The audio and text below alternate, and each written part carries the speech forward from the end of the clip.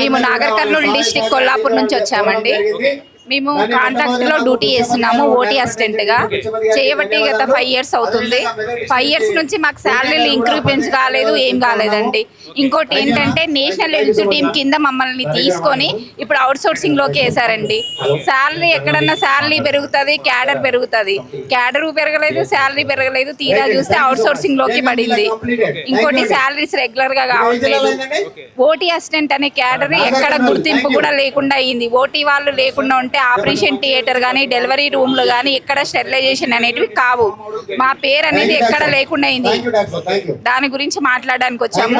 మాకు రెగ్యులర్ గా శాలరీస్ రావాలి. ఇంకొకటి మాది రెగ్యులరేషన్ కావాలి. మాకు నెలకు జీతాలు చేస్తున్నవాడు మాకు జీతాలు పడవు. డ్యూటీ చేస్తున్నా జీతాలు పడవు. 3 months ఒకసారి, 4 months ఒకసారి.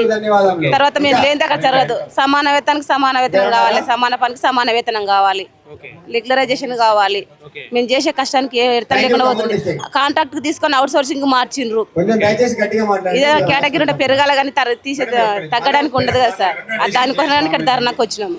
NHM లో గత కొంతకాలంగా 20 years నుంచి చేస్తున్న వాళ్ళు ఉన్నారు, ఉద్యోగం చేస్తున్న ఉన్నారు. వాళ్ళకి ఎలాంటి రెగ్యులరైజేషన్ కానీ, మెటర్నిటీ లీవ్స్ కానీ లేవు. అలాగే మాకు రావాల్సిన జీతాలు కూడా ఆలస్యం కావడం అనేది జరుగుతుంది. మళ్ళీ సమాన పనికి సమాన వేతనము, రెగ్యులరైజేషన్ చేయాలనే ప్రాతిపదికన మేము ఇక్కడ రావడం అనేది జరిగింది. గవర్నమెంట్ వీలైనంత త్వరగా మాకు రెగ్యులరైజేషన్ ఈక్వల్ పే ఇవ్వాలని, మెటర్నిటీ లీవ్స్ ఇవ్వాలని మేము కోరుతున్నాం.